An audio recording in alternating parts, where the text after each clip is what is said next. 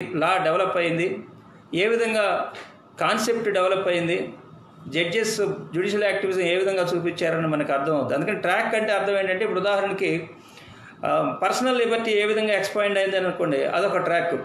అంటే AK Gopalan case నుంచి ఇప్పుడు దాకా ఏమేమి ల్యాండ్ మార్క్ జడ్జిమెంట్స్ ఉన్నాయి, ఏ విధంగా పర్సనల్ లిబర్టీ డెవలప్ అయింది. అట్లాగే జ్యుడిషియల్ రివ్యూ చూసుకున్నాం అనుకోండి, చంపకం దొరై రాజుల కేసు దగ్గర నుంచి అనేక కేసులు, కేశవానంద భారతి నుంచి ఆ తర్వాత వచ్చినటువంటి కేసులు ఏంటి, అదొక ట్రాక్.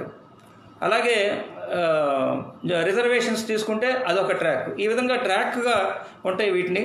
అందుకని ఊరికే ఒక్కొక్క జడ్జిమెంట్గా మనం పరిశీలిస్తే మనకి అర్థం కాదు.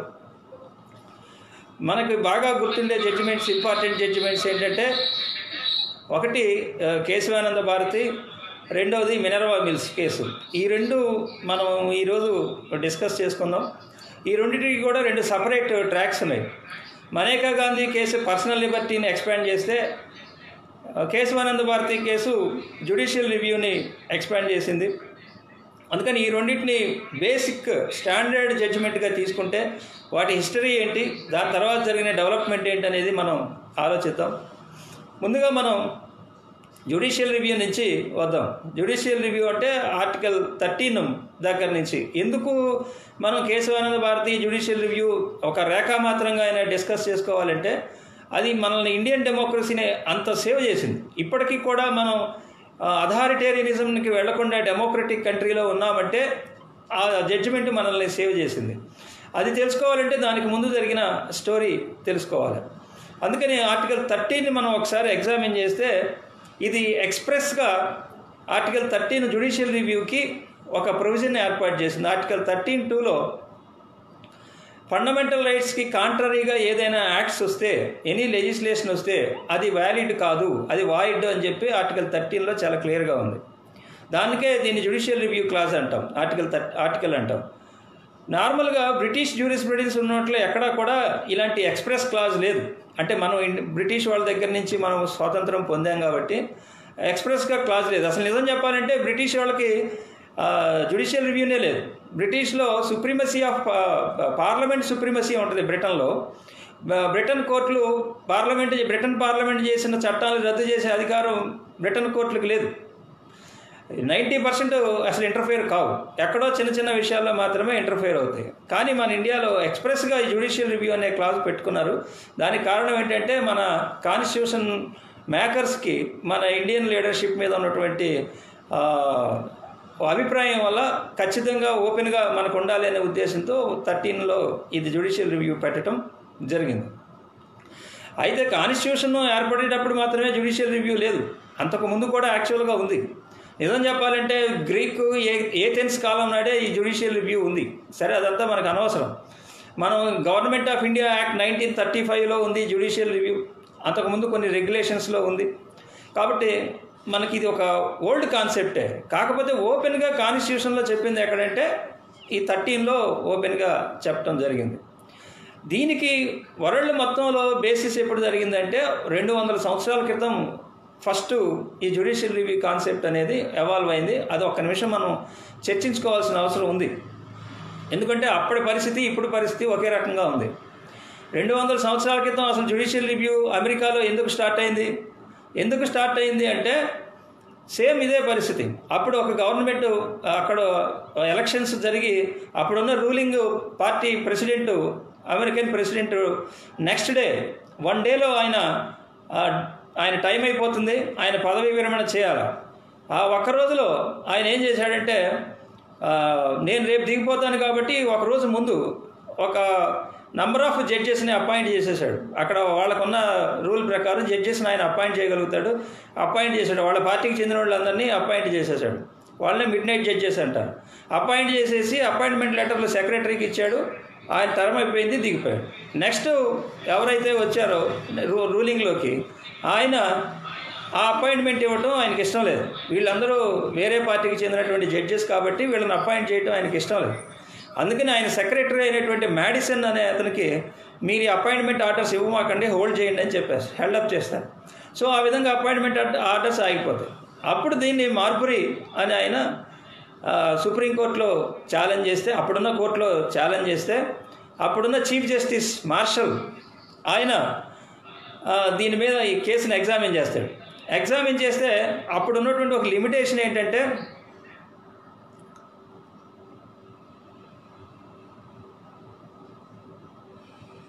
నా మాట వినపడుతుందా అండి? మ్యూట్ అయిందా? ఇప్పుడు ఓకే ఓకే ఓకే అది ఇక్కడ ఓకే ఓకే ఓకే ఓకే మార్షల్కి ఒక లిమిటేషన్ వచ్చింది ఆయన ముందు లిమిటేషన్ ఏంటంటే, అప్పుడున్న జడ్జెస్ యాక్ట్ 1789 ఒక యాక్ట్ ఉంది, అప్పుడున్న స్టాట్యూటరీ. ఆ యాక్ట్ ప్రకారం ఆయనకి దీని మీద ఆర్డర్స్ ఇచ్చే అపాయింట్మెంట్ ఆర్డర్స్ని రివ్యూ చేసే పవర్ లేదు ఆయనకి. అంటే కాంగ్రెస్ ఇచ్చినటువంటి ఆర్డర్ని కాంగ్రెస్కి డైరెక్షన్ ఇచ్చే పవర్ ఆ చట్టం ప్రకారం ఆయనకి లేదు.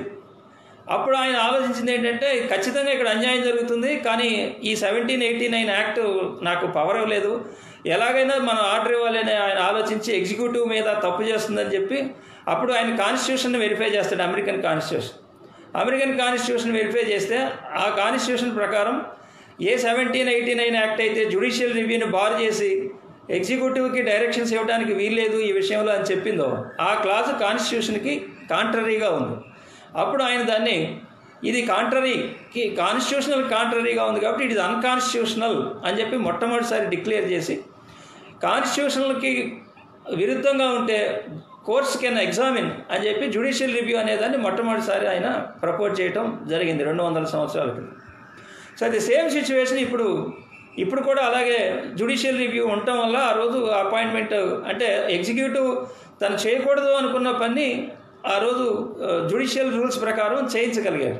ఇప్పుడు కూడా ఏంటంటే జ్యుడిషియల్ రివ్యూ అనేది ఆ రీత్యా అవసరం. ఆ కేసు అది మనందరికీ తెలుసు, foundation Marbury versus Madison case అంటారు. అది చాలా ఇంపార్టెంట్ కేసు, అదే ఫౌండేషన్. సో ఆ విధంగా చూసినప్పుడు మన ఇండియాకు వస్తే మళ్ళీ 1950 కాన్స్టిట్యూషన్ ఏర్పడిన తర్వాత అప్పుడు గవర్నమెంట్ మన భూ సంస్కరణలు చేయాలని అనుకుంటుంది. అగ్రేరియన్ రిఫార్మ్స్ చేసి డైరెక్టివ్ ప్రిన్సిపల్స్లో ఉన్నటువంటి కొన్నిటిని ఇంప్లిమెంట్ చేయాలనే ఉద్దేశంతో ఒక అగ్రేరియన్ రిఫార్మ్స్ యాక్ట్ తీసుకుని వస్తారు.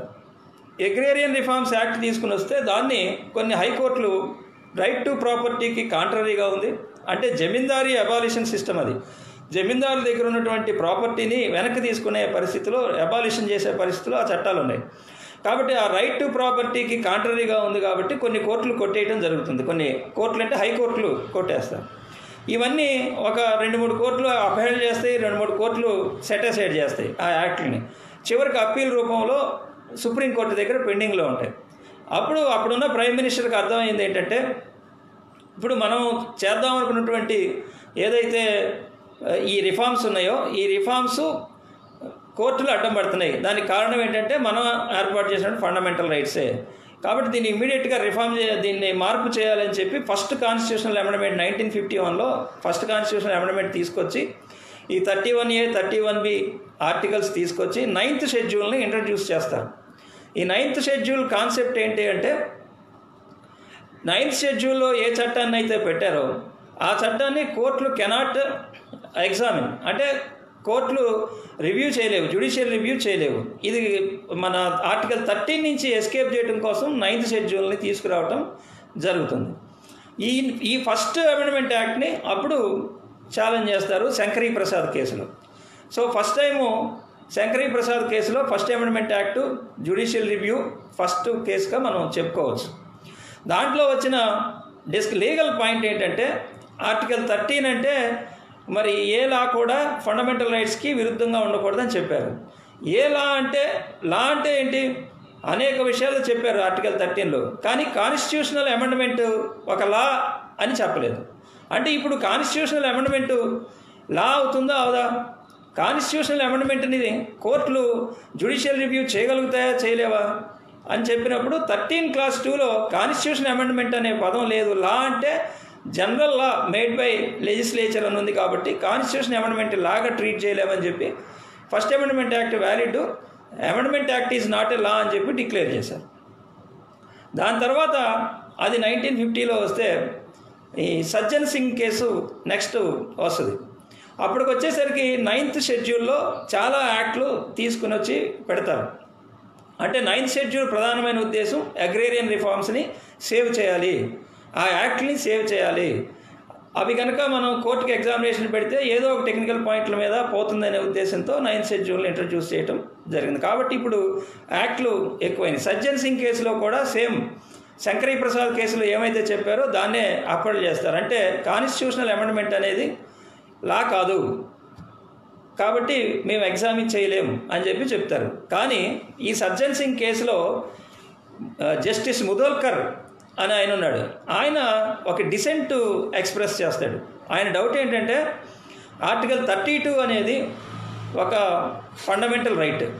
అంటే approaching supreme court for violation of fundamental rights it self is a fundamental right. అటువంటి ఫండమెంటల్ రైట్ని ఈ జ్యుడిషియల్ 9th షెడ్యూల్ డిలీట్ చేస్తుంది, అంటే రిమూవ్ చేస్తుంది. ఈ విధంగా రిమూవ్ చేయొచ్చా? ఈ విధంగా రిమూవ్ చేస్తే అది కాన్స్టిట్యూషన్ యొక్క బేసిక్ ఫీచర్స్కి కాంట్రరీ కాదా అని చెప్పి ఆయన డౌట్ ఎక్స్ప్రెస్ చేస్తారు. ఆయన డిసెంట్ నోట్ కూడా ఇస్తారు. అంటే ఆ విధంగా ఫస్ట్ బేసిక్ స్ట్రక్చర్ అనే కాన్సెప్ట్ని జస్టిస్ మదోల్కర్ సజ్జన్ సింగ్ కేసులోనే చెప్పడం జరుగుతుంది. ఇక 1965 దాకా ఇది వస్తే 1967లో గోలక్నాథ్ కేసు వస్తుంది. ఈ గోలక్నాథ్ కేసుకి వచ్చేసరికి ఈ షెడ్యూల్స్లో యాక్ట్లన్నీ బాగా పెరిగిపోతాయి. అప్పుడు దాన్ని గోలక్నాథ్ కేసులో 31A 31B వీటన్నిటిని కూడా ఛాలెంజ్ చేస్తారు. 9th షెడ్యూల్ కూడా ఛాలెంజ్ చేస్తే ఏం చెప్తుందంటే గోలక్నాథ్ కేసు ఫండమెంటల్ రైట్స్ని అమెండ్ చేసే పవర్ పార్లమెంట్కి లేదు, కాబట్టి ఫండమెంటల్ రైట్స్ని ఇది కాంట్రరీగా ఉన్నది కాబట్టి ఇది రాంగ్ అని చెప్పి, అంటే అమెండ్మెంట్ పవర్ లేదు అని చెప్పి గోలక్నాథ్ కేసులో 13లో కాన్స్టిట్యూషనల్ అమెండ్మెంట్ కూడా వస్తుంది. Law it is also part of law. కాబట్టి దీన్ని మేము ఎగ్జామిన్ చేస్తాం, ఫండమెంటల్ రైట్స్కు అగైనెస్ట్గా ఉంటే ఇది నాట్ వ్యాలిడ్ అని చెప్తూ, కాకుంటే doctrine of prospective over ruling అని ఒక సిద్ధాంతాన్ని తీసుకొచ్చి ఇప్పుడు దాకా ఆల్రెడీ 9th షెడ్యూల్లో పెట్టిన చట్టాలను మేమేమీ రద్దు చేయం, ఎందుకంటే మేము చెప్పేది ఏదైతే ఉందో కాన్స్టిట్యూషనల్ అమెండ్మెంట్ యాక్ట్ ఆర్టికల్ 13కి వస్తే అనేది ఫ్యూచర్కే కానీ ప్రాసెస్గా అప్లై కాదు అని చెప్పి చెప్తారు. కాబట్టి ఆ విధంగా అప్పుడు దాకా చేయబడినటువంటి యాక్ట్లన్నీ కూడా, అంటే జ్యుడిషియల్ రివ్యూ నుంచి పక్కకు తప్పించిన యాక్ట్స్ అన్నీ కూడా సర్వైవ్ అయినాయి. అక్కడి నుంచి కావాలంటే మీరు ఎగ్జామిన్ చేసుకోవచ్చు అని చెప్పి చెప్పడం జరుగుతుంది. అది గోలక్నాథ్ కేసు. ఆ తర్వాత వచ్చేసరికి ఇప్పుడు కేశవానంద భారతి కేసు వస్తుంది. ఈ కేశవానంద భారతి కేసులో గోలక్నాథ్ కేసులో 11 మంది జడ్జీలు ఉంటారు. ఈ కేశవానంద భారతి కేసులో 13 జడ్జెస్ ఉంటారు. వీళ్ళు ఇప్పుడు దాకా జరిగినవన్నీ ఎగ్జామిన్ చేస్తారు. ఇదొక 24, 25 కొన్ని అమెండ్మెంట్స్ వస్తాయి. అంటే ఎప్పుడైతే గోలక్నాథ్ కేసు కాన్స్టిట్యూషన్ అమెండ్మెంట్ కూడా లా అని చెప్పారో దాన్ని నల్లిఫై చేయడానికి 24th అమెండ్మెంట్ తీసుకొస్తారు. అట్లాగే మిగతా కొన్ని అమెండ్మెంట్స్ తీసుకొచ్చి 9th షెడ్యూల్లో కొన్ని యాక్ట్లు చేస్తారు. వీటన్నిటినీ కేశవానంద భారతి కేసులో ఛాలెంజ్ చేస్తారు. ఛాలెంజ్ చేసినప్పుడు ఈ డాక్ట్రైన్ ఆఫ్ బేసిక్ స్ట్రక్చర్ అనేది థియరీ వస్తుంది. అంటే కాన్స్టిట్యూషన్ పార్లమెంట్కి పవర్ ఉన్నది, 368 పవర్ ఉన్నది, దేన్నైనా వాళ్ళు మార్చవచ్చు, ఇంక్లూడింగ్ ఫండమెంటల్ రైట్స్ని కూడా వాళ్ళు అమెండ్ చేయొచ్చు. కానీ బేసిక్ స్ట్రక్చర్ని అమెండ్ చేయలేరు. అది ఇంప్లాయిడ్ లిమిటేషను కాన్స్టిట్యూషన్లో ఉన్నది. ఎందుకంటే కాన్స్టిట్యూషను తన ఐడెంటిటీని కోల్పోయే విధంగా అమెండ్ చేసే పవర్ 368లో ఇవ్వలేదు. 368కి లిమిటేషన్స్ ఉన్నాయి. కాబట్టి మీకు ఎన్ని అమెండ్మెంట్స్ అయినా చేయడానికి అవకాశం ఉన్నది, కానీ బేసిక్ ఫీచర్స్ని మార్చడానికి మీకు రైట్ లేదు అని చెప్పి ఈ ఫస్ట్ టైము ఈ బేసిక్ స్ట్రక్చర్ థియరీ రావటం జరుగుతుంది. ఇది యాక్చువల్గా వెరీ హిస్టారిక్ జడ్జిమెంటు. దాదాపు 68 days ఆర్గ్యుమెంట్స్ జరుగుతాయి. దాంట్లో నాని పాల్కేవాలా కంట్రిబ్యూషన్ ఉందని మనందరికీ తెలుసు. ఆ విధంగా ఇది ఈ డాక్ట్రైన్ ఆఫ్ బేసిక్ స్ట్రక్చర్ అనేది తీసుకురావటం 7:1 జడ్జెస్ మెజారిటీ, జస్ట్ సింపుల్ మెజారిటీతో, ఒక జడ్జి మెజారిటీతో ఈ కేశవానంద భారతి కేసు జడ్జిమెంట్ రావటం జరుగుతుంది. దీంట్లో యాక్చువల్గా ఫండమెంటల్ రైట్స్కి, దీన్ని ఫండమెంటల్ రైట్స్ కేసు అని కూడా అంటారు. కేశవానంద భారతి కేసుని ఫండమెంటల్ రైట్స్ కేసు అని కూడా అంటాం జరుగుతుంది. ప్రధానంగా ఈ లిమిటేషను, ఈ డాక్ట్రైన్ తీసుకురావటం వల్ల, బేసిక్ స్ట్రక్చర్ డాక్ట్రైన్ని తీసుకురావటం వల్ల ఫర్దర్గా కూడా ఇది మన డెమోక్రసీని సేవ్ చేయడానికి ఉపయోగపడింది. ఏ విధంగా ఉపయోగపడింది అంటే వాట్ ఈజ్ బేసిక్ స్ట్రక్చర్ అనేది కూడా ఇదే జడ్జిమెంట్లో చెప్పారు. ఒక్కొక్క జడ్జి వాస్తవానికి 13 మంది సపరేట్ జడ్జిమెంట్లు ఇస్తారు. వాటిలో నుంచి క్యాలిక్యులేట్ చేసి మెజారిటీని ఫైండ్ అవుట్ చేయడం జరిగింది. ఈ సపరేట్ జడ్జిమెంట్స్లో ఏది బేసిక్ స్ట్రక్చర్ అనేది చెప్తారు వాళ్ళు. ఒక్కొక్కళ్ళు ప్రియాంబుల్లో చెప్పినటువంటి economic, social, political justice basic structure అంటారు. మరి Liberty, fraternity, equality basic structure అంటారు. కొంతమంది సపరేషన్ ఆఫ్ పవర్ అని, దాదాపు అందరూ కలిపి ఇచ్చినటువంటి చూస్తే ఒక 20 పాయింట్స్ని, 20 ఇష్యూస్ని వాళ్ళు బేసిక్ స్ట్రక్చర్స్గా మనం చెప్పుకోవచ్చు అని చెప్పడం జరుగుతుంది. అంతేకాకుండా వాళ్ళు ఏం చెప్పారంటే, ఏది బేసిక్ స్ట్రక్చర్ అవుతుంది అనేది ఎప్పటికప్పుడు తన ముందుకు వచ్చిన కేసును బట్టి కోర్టు డిక్లేర్ చేస్తుంది. అంతేగాని ఏది బేసిక్ స్ట్రక్చర్ మళ్ళీ పార్లమెంటు చెప్పదు. పార్లమెంట్ చెప్పడానికి ఎటువంటి హక్కు లేదు. మళ్ళీ కోర్టే ఏది బేసిక్ స్ట్రక్చరో చెప్తుందని చెప్పి అదే జడ్జిమెంట్లో రాయటం జరుగుతుంది. అంటే ఈ విధంగా వచ్చేసరికి ఎగ్జిక్యూటివ్కి, జ్యుడిషియరీకి ఒక చిన్నపాటి కాన్ఫ్లిక్ట్ ఆ టైంలో జరుగుతూ ఉంటుంది. వాళ్ళేమో రిఫార్మ్స్ చేయాలనుకోవటం, టెక్నికల్గా కోర్టులు అడ్డం పట్టడం, ఇదంతా జరుగుతూ ఉంటుంది. అప్పటికే వీళ్ళు పార్లమెంట్లో గోలక్నాథ్ కేసు రద్దు చేయడానికి అమెండ్మెంట్స్ తీసుకురావటం, దాన్ని మళ్ళీ కేశవానంద భారతి కేసులో కొట్టేయటం 73లో, ఇదంతా జరిగేసరికి ఇప్పుడు 75 ఇందిరాగాంధీ ఎమర్జెన్సీ డిక్లేర్ చేస్తుంది. ఎందుకు ఇందిరాగాంధీ ఎమర్జెన్సీ డిక్లేర్ చేయాల్సి వచ్చిందంటే, వరుసగా సుప్రీంకోర్టులో కేసులు ఓడిపోతుంది ఆవిడ. బ్యాంక్ నేషనలైజేషన్ కేసు చేస్తుంది, బ్యాంక్ నేషనలైజేషన్ చేస్తుంది ఆవిడ. దాన్ని సుప్రీంకోర్టు కొట్టేయటం జరుగుతుంది.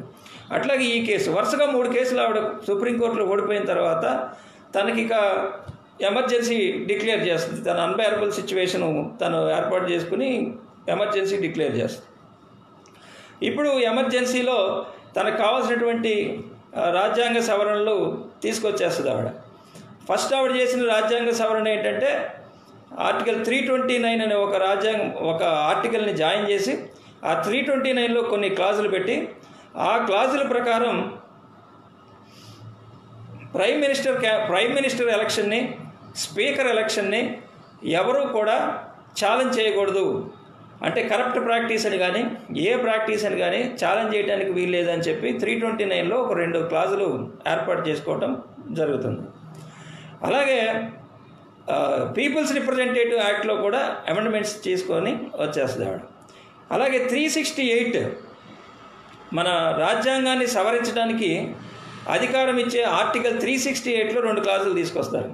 ఈ 2 క్లాజులు ప్రకారం అసలు కాన్స్టిట్యూషన్ అమెండ్మెంట్ చేస్తే on any ground, A ground మీద కూడా ఈ అమెండ్మెంట్ని ఛాలెంజ్ చేయకూడదు. సుప్రీంకోర్టుకి ఏ కోర్టు కూడా ఎగ్జామిన్ చేసే పవర్ లేదు. అంటే జ్యుడిషియల్ రివ్యూని డైరెక్ట్గా ఎక్స్క్లూడ్ చేసేస్తూ 2 క్లాజులు తీసుకురావడం జరుగుతుంది 368కి. అదొక కాన్స్టిట్యూషనల్ అమెండ్మెంట్. సో ఇవన్నీ కూడా ఇందిరాగాంధీ వర్సెస్ రాజ్నారాయణ్ కేసులో సుప్రీంకోర్టు దగ్గరికి వస్తాయి 75లో.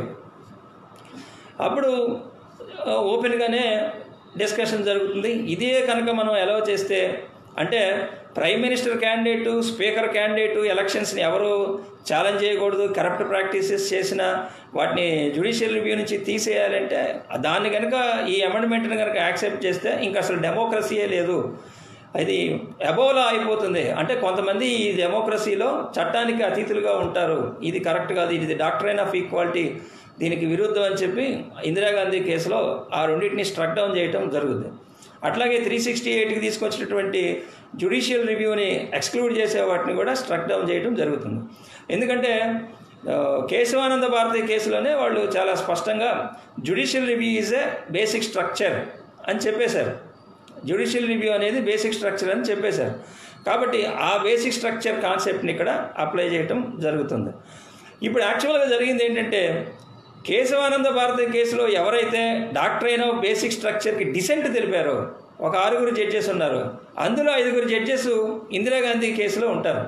ఈ 5 కూడా ఇందిరాగాంధీ కేసుని అంటే ఆవిడ తీసుకొచ్చిన అమెండ్మెంట్ని స్ట్రక్ డౌన్ చేయడానికి మెజారిటీ ఒప్పుకుంటారు. అంటే అర్థం ఏంటంటే వాళ్ళు కూడా ఈ డాక్ట్రైన్ ఆఫ్ బేసిక్ స్ట్రక్చర్ థియరీకి యాక్సెప్టెన్స్ వచ్చింది అని, అది అవసరం అని. మొట్టమొదటి ఎవరైతే డిసెంట్ ఎక్స్ప్రెస్ చేసిన వాళ్ళకి కూడా దీని యొక్క అవసరం నెక్స్ట్ ఇందిరాగాంధీ కేసులకి అర్థమైపోయింది. అంతకుముందే జ్యుడిషియరీకి ఒక డౌట్ ఉంది, మన ఎగ్జిక్యూటివ్ ఏ విధంగా ఇలాంటి చట్టాలు తీసుకొచ్చే అవకాశం ఉన్నది, అన్డెమోక్రటిక్గా బిహేవ్ చేసే అనుమానం వాళ్ళకు ఉన్నది. అదేవిధంగా అది వెల్ ఫౌండ్ అయింది. సో ఆ విధంగా ఇందిరాగాంధీ కేసులో మన డెమోక్రసీని ఒకసారి సేవ్ చేయటం జరుగుతుంది.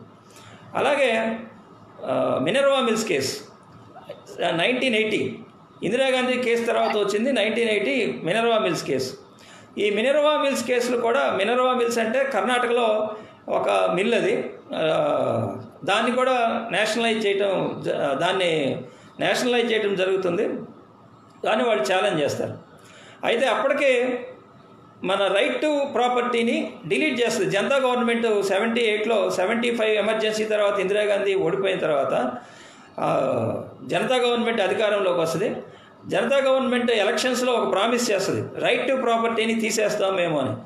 ఎందుకని ఎలక్షన్లో అది అలా ప్రామిస్ చేయాల్సి వచ్చింది అంటే, అప్పటికే దేశమంతా అగ్రేరియన్ రిఫార్మ్స్, జమీందారీ సిస్టమ్ అబాలిషన్ చేయడానికి సంస్కరణలు కోరుకుంటున్నారు. అంటే ఏదైతే డైరెక్టివ్ ప్రిన్సిపల్స్లో ఉన్నాయో ఆ డైరెక్టివ్ ప్రిన్సిపల్స్లో ఉన్నాయి అమలు కావాలని చెప్పి వాళ్ళు సంస్కరణలు కోరుకుంటున్నారు. ప్రజల్లో ఆ మూడు ఉంది. అందుకని జనతా గవర్నమెంట్ రైట్ టు ప్రాపర్టీని తీసేస్తామని వాళ్ళు ఎజెండాలో పెట్టారు. వాళ్ళు ఎజెండాలో పెట్టినట్టే 78లో రైట్ టు ప్రాపర్టీని డిలీట్ చేయడం జరుగుతుంది ఫండమెంటల్ రైట్స్ నుంచి. మనందరికీ తెలుసు రైట్ టు ప్రాపర్టీ ఇప్పుడు ఫండమెంటల్ రైట్ కాదు, అది కేవలం కాన్స్టిట్యూషనల్ రైట్ 300Aలో ఉంది. సో జనతా గవర్నమెంట్ వచ్చింది. ఇప్పుడు 1980 మినర్వా మిల్స్ కేసు ఛాలెంజ్ చేయబడుతుంది. దీంట్లో కూడా చాలా స్పష్టంగా మినర్వా మిల్స్ కేసులో కూడా ఈ 368కి వచ్చినటువంటి అమెండ్మెంట్స్ని స్ట్రక్ డౌన్ చేయడం జరుగుతుంది. అంటే జ్యుడిషియల్ రివ్యూని ఉపయోగించి ఈ డాక్ట్రైన్ ఆఫ్ బేసిక్ స్ట్రక్చర్ని ఎవాల్వ్ చేయడం జరుగుతుంది. అంటే కేశవానంద భారతి కేసులో ప్రొఫౌండ్ చేస్తే డాక్ట్రైన్ ఆఫ్ బేసిక్ స్ట్రక్చర్ని, మినర్వా మిల్స్ కేసులో దాన్ని ఎక్స్పాండ్ చేస్తారు. దాన్ని ఎక్స్పాండ్ చేసి చాలా స్పష్టంగా జ్యుడిషియల్ రివ్యూ అనేది ఒక బేసిక్ స్ట్రక్చర్, దాన్ని ఎవరు తీసేయలేరని చెప్పి అప్పటికి వచ్చినటువంటి కేశవానంద భారతి కేసులో ఉన్నటువంటి తీర్పును నల్లిఫై చేయడానికి ఏవైతే అమెండ్మెంట్స్ తీసుకొచ్చారో ఆ అమెండ్మెంట్స్ని కూడా మినర్వా మిల్స్ కేసులో రద్దు చేయడం జరుగుతుంది. ఆ విధంగా మినర్వా మిల్స్ కేసు కూడా మనకి ఇంపార్టెంట్. కేశవానంద భారతి కేసు ఏ విధంగా ఇంపార్టెంటో మినర్వా మిల్స్ కేసు కూడా అదే విధంగా ఇంపార్టెంట్. ఎందుకంటే అది అక్కడేమో ప్రొఫౌండ్ చేయబడింది, ఇక్కడేమో ఎక్స్పాండ్ చేయబడింది. అంటే అప్పుడుకున్న పరిస్థితి ఏంటంటే జ్యుడిషియరీని పక్కకు పెట్టాలని ఎగ్జిక్యూటివ్ అనుకుంటుంది. మరి జ్యుడిషియరీ ఏమో తను ఎట్లయినా సరే సిటిజన్స్ని సేవ్ చేయాలని చెప్పి సేఫ్ గార్డ్స్, ఫండమెంటల్ రైట్స్ని సేవ్ చేయాలి, and the Guardian of the fundamental rights అని జ్యుడిషియరీ ట్రై చేస్తుంది. ఈ మధ్య జరిగే కాన్ఫ్లిక్ట్లో ఈ జడ్జిమెంట్స్ అన్నీ ఈ విధంగా ఎవాల్వ్ అవటం జరిగింది. సో ఆ విధంగా ఈ డాక్ట్రైన్ ఆఫ్ బేసిక్ స్ట్రక్చర్ని తర్వాత ఇంకా డెవలప్ అవటం జరిగింది. తర్వాత అనేక కేసుల్లో దాదాపు మనకు తెలుసు ఎస్ఆర్ బొమ్మాయి కేసు దగ్గర నుంచి, లేకపోతే పివి నరసింహరావు కేసు, లేకుంటే ఇంకా అనేక కేసుల్లో నాగాల్యాండ్కి సంబంధించినటువంటి ఒక కేసులో ఫ్రీ అండ్ ఫెయిర్ ఎలక్షన్స్ అనేది డాక్ట్రైన్ ఆఫ్ బేసిక్ స్ట్రక్చర్ అని చెప్తారు. అంటే కేశవానంద భారతి కేసులో చెప్పినట్టు ఎప్పటికప్పుడు తన ముందుకు వచ్చిన కేసులో ఆ పాయింట్ బేసిక్ స్ట్రక్చర్ అవునా కాదా అనేది చెప్తారు. Supremacy of constitution basic structure అని చెప్తారు. ఒక్కొక్క కేసులో ఒక్కొక్క పాయింట్ని వాళ్ళు ఎవాల్వ్ చేయటం జరుగుతుంది. ఎస్ఆర్ బొమ్మాయి కేసులో సెక్యులరిజం, ఫెడరలిజం, మరి unity and integrity of the nation, ఇట్లా ఒక 5-6 పాయింట్లని బేసిక్ స్ట్రక్చర్ అని చెప్పి చెప్పడం జరుగుతుంది. అంటే ఓవరాల్గా ఈ అన్ని కేసుల్లో జరుగుతున్న కన్ఫ్లిక్ట్ ఏంటంటే, పార్లమెంట్కి అన్లిమిటెడ్ పవర్ ఉన్నదా అమెండ్ చేయడానికి? పార్లమెంట్కి కాన్స్టిట్యూషన్ అమెండ్ చేయడానికి అన్లిమిటెడ్ పవర్ ఇస్తే అప్పుడు ఏమవుతుంది? నాని పాల్కేవాలా ఏమంటాడంటే, constitution is a creature of the parliament is creature of the constitution. కానీ ఈ పార్లమెంట్కి కాన్స్టిట్యూషన్ని అబ్జల్యూట్గా మార్చేయడానికి మనం అధికారం ఇస్తే అప్పుడు పార్లమెంట్ ఏమవుతుంది? కాన్స్టిట్యూషన్కి మాస్టర్ అవుతుంది. కాబట్టి parliament never be A master of the constitution. కాబట్టి వీళ్ళు కంప్లీట్గా దాని ఐడెంటిటీని మార్చడానికి ఎటువంటి విలువ, ఎటువంటి అధికారం లేదు. పార్లమెంట్కి కేవలం లిమిటెడ్ పవర్ ఉంది. ఇంకా చెప్పాలంటే limited power of the parliament to amend the constitution is it self A basic feature అని చెప్తారు. కాబట్టి లిమిటెడ్ పవర్ ఉండటం కూడా కాన్స్టిట్యూషన్ యొక్క బేసిక్ ఫీచర్. కాబట్టి ఇది మార్చలేదు, అబ్సల్యూట్గా మార్చలేదు అని చెప్పి చెప్పడం జరుగుతుంది. సో దీన్ని ఈ కేసులన్నిటి యొక్క కేశవానంద భారతిని ఒక మనం స్టాండ్ పాయింట్గా తీసుకుంటే, దాని ముందు వెనకమాల జరిగిన ఈ కేసులన్నిటి సారాంశం ఏంటంటే, ఈ రోజుకి కూడా బేసిక్ స్ట్రక్చర్ థియరీనే ప్రజాస్వామ్యాన్ని కాపాడుతుంది. అయితే మళ్ళీ మినర్వా మిల్స్ కేసు తర్వాత వామన్ రావు కేసులో, అది 1980లోనే జరుగుతాయి. వామన్ రావు కేసులో కూడా మళ్ళీ ఈ అమెండ్మెంట్స్ అన్నీ డిస్కషన్కి వస్తాయి. వామన్ రావు కేసులో ఏం జరుగుతుందంటే, వాళ్ళు ఇప్పటి వరకు అంటే ఇక్కడ అప్లై చేసిన వాళ్ళు సూత్రం ఏంటంటే, 1973 తర్వాత అంటే డాక్ట్రైన్ ఆఫ్ బేసిక్ స్ట్రక్చర్ వచ్చిన తర్వాత ఏవైతే చట్టాలను తీసుకెళ్ళి 9th షెడ్యూల్లో పెట్టారో వాటన్నిటినీ కూడా ఫండమెంటల్ రైట్స్కి విరుద్ధమా కాదా అని జ్యుడిషియల్ రివ్యూ చేసే అధికారం కోర్టులకు ఉన్నది. కానీ దానికి ముందు ఉన్న వాటిని, అంటే 1973కి ముందు ఉన్నవి, వాటిని ఎగ్జామిన్ చేసే పవర్ లేదు. అవి ఆల్రెడీ సెటిల్ అయిపోయినాయి. అవి ఫిలాసఫీ ఆఫ్ ది కాన్స్టిట్యూషన్, అవి డైరెక్టివ్ ప్రిన్సిపల్స్ని అమలు చేయడానికి మరి social philosophy of the constitution ఏదైతే ఉందో దానిలో భాగంగా ఈ చట్టాలన్నీ వచ్చినాయి. ఈ చట్టాలను తీసుకెళ్ళి కాన్స్టిట్యూషన్లో మన 9th షెడ్యూల్లో పెట్టారు. కాబట్టి వాటిని ఏమీ మార్చక్కర్లేదు. కానీ దాని తర్వాత వచ్చినటువంటి వాటిని ఎగ్జామిన్ చేయొచ్చు అని చెప్పి వామన్ రావు కేసులో చెప్పడం జరుగుతుంది. అలాగే దీని తర్వాత భీమ్ సింగ్ జీ కేసు అని ఒకటి వస్తుంది. ఆ భీమ్ సింగ్ జీ కేసులో కూడా ఒక జడ్జిమెంట్ వస్తుంది. అర్బన్ ల్యాండ్ సీలింగ్ యాక్ట్ని అక్కడ ఎగ్జామిన్ చేస్తారు.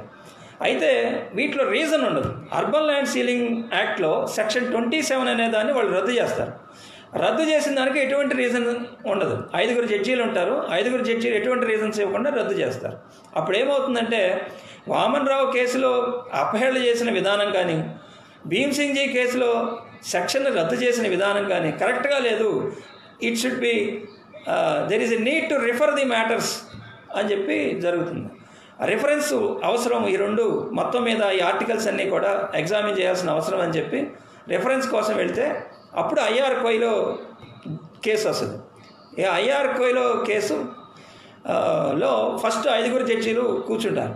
5 జడ్జీలు కూర్చున్నప్పుడు ఈ స్టోరీ అంతా అసలు 31A, 31B, 31C ఆర్టికల్స్, ఈ 9th షెడ్యూలు, అసలు జ్యుడిషియల్ రివ్యూ తీసేయటం ఏంటి, పార్లమెంట్ ఎందుకు తీసేయాలనుకుంటుంది, సుప్రీంకోర్టు ఏ విధంగా వాటిని సెటిసైడ్ చేసి డాక్ట్రైన్ ఆఫ్ బేసిక్ స్ట్రక్చర్ తెచ్చింది, ఈ స్టోరీకి ఒక ఎండ్ ఉండాలి. అంటే ఏ విధంగా ఈ జ్యుడిషియల్ రివ్యూని కరెక్ట్గా ఒక సిస్టమేటిక్గా ఉంచాలి అనే దానికి ఎందుకు వామన్ రావు కేసులో, భీమ్ సింగ్ జీ కేసులో ఆ విధంగా జడ్జిమెంట్లు ఇచ్చారు అని చెప్పి వీటన్నిటిని ఎగ్జామిన్ చేయాలని చెప్పి వస్తే 5 జడ్జెస్ ఏం చేస్తారంటే, మేము కాదు మొత్తం 9 జడ్జెస్ దీన్ని ఎగ్జామిన్ చేయాల్సిన అవసరం ఉందని చెప్పి 9 జడ్జెస్కి రిఫర్ అవటం జరుగుతుంది. ఈ 9 జడ్జెస్ దగ్గర 3 ముఖ్యమైన విషయాలు: 31A, 31B, 31C, 9th schedule. ఇప్పటికే 9th షెడ్యూల్లో ఏం జరుగుద్ది? మొట్టమొదట 13 చట్టాలు మాత్రమే 9th షెడ్యూల్లో ఏర్పాటు చేస్తారు. అవి ఏమని చెప్తారు?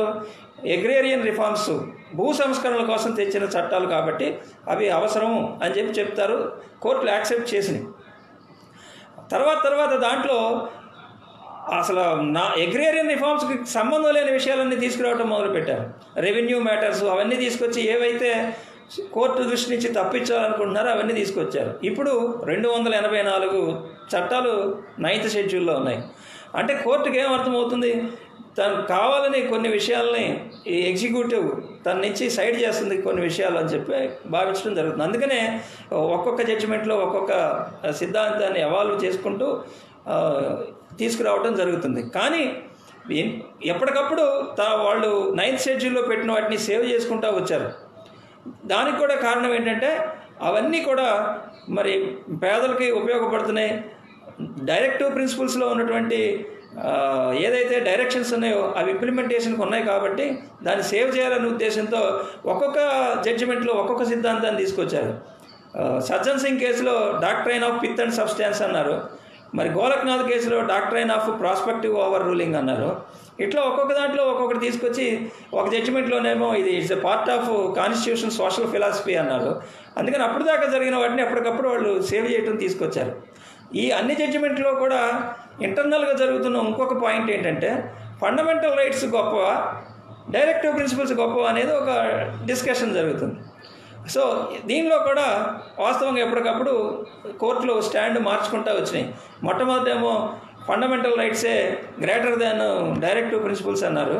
కానీ క్రమంగా డైరెక్టివ్ ప్రిన్సిపల్స్ అవి రెండు బ్యాలెన్స్ ఉండాలి. Balance of the fundamental rights and directive principles also is a basic structure అని చెప్పడం జరిగింది. ఈ విధంగా కోర్టు తన వ్యూ మార్చుకుంటూ వచ్చింది. చివరికి ఐఆర్ కోయిలే జడ్జిమెంట్కు వచ్చేసరికి వాళ్ళు ఫైనల్గా చెప్పింది ఏంటంటే 1973 వరకు ఏవైతే చట్టాలను తీసుకొచ్చి 9th షెడ్యూల్లో పెట్టారో వాటన్నిటి వరకు వ్యాలిడ్ చేస్తున్నాం. 1973 తర్వాత ఏ చట్టాలను అయితే మీరు 9th షెడ్యూల్లో పెట్టారో వీటన్నిటినీ కూడా ఫండమెంటల్ రైట్స్ బేస్ చేసుకుని ఎగ్జామిన్ చేయాల్సిన అవసరం ఉంటుంది. అంటే ఇవి కనుక 2 పాయింట్లు వాళ్ళు చెప్తారు. 148 పేరాలో వాళ్ళు ఏం చెప్తారంటే ఒకవేళ ఈ చట్టం whether the act is contrary to or violating the fundamental rights అనేది ఫస్ట్ టెస్ట్.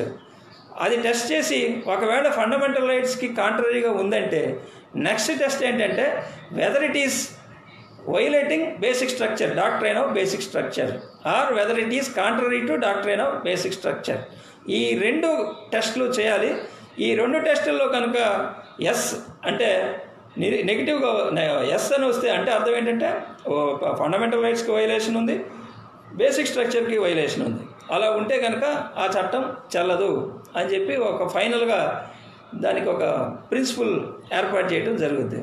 అయితే దీంట్లో కూడా క్లారిటీ లేదనేది దీని మీద ఉన్న క్రిటిసిజం.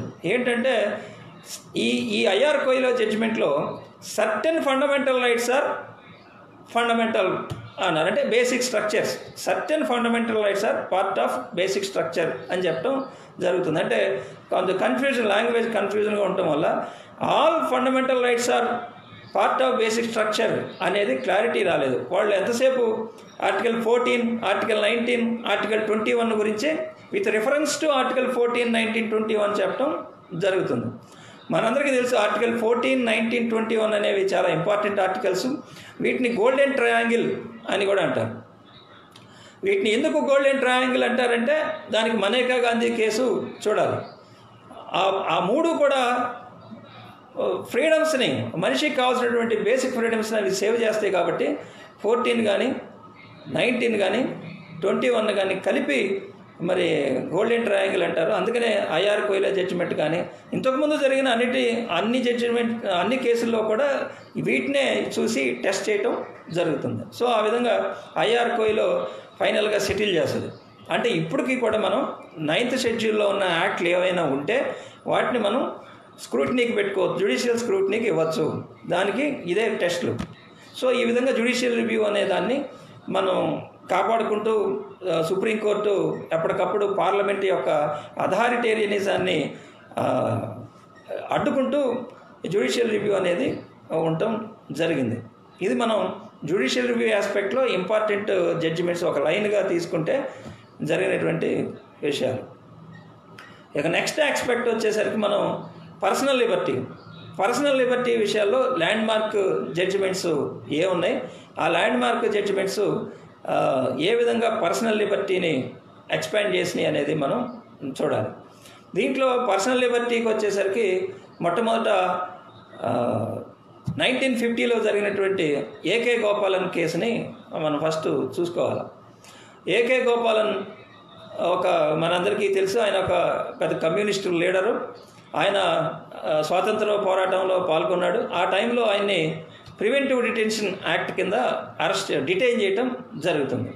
ఆ డిటెన్షన్లో ఎటువంటి రీజన్స్ ఏమీ ఇవ్వరు. అప్పుడు ఆయన తన డిటెన్షన్ని ఛాలెంజ్ చేయటం జరుగుతుంది. ఆయన ఏ విధంగా డిటెన్షన్ని తను ఛాలెంజ్ చేస్తాడంటే 3 గ్రౌండ్స్ ఉంటాయి. ఒకటి, నన్ను డిటైన్ చేయటం మీరు ఆర్టికల్ 19లో నాకు రైట్ టు మూవ్ ఫ్రీలీ, మొత్తం దేశం అంతా తిరగడానికి మరి ఒక రైట్ ఉన్నది 19(1)Aలో, మరి దానికి ఇది కాంట్రరీ అని చెప్పి ఒకటి చెప్తారు. అలాగే రెండో ఆస్పెక్ట్ ఏంటంటే, ఇది కూడా చెప్పుకునే ముందు ఒక పాయింట్, అంటే ఆర్టికల్ 21 ఏంటో మనం చెప్పుకోవాలి. ఎందుకంటే పర్సనల్ లిబర్టీ అని మనం మాట్లాడుకోవాలంటే ఆర్టికల్ 21 ఏం చెప్తుంది అనేది చూడాలి.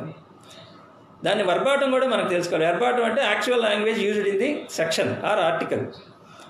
No person shall be deprived of life and personal liberty except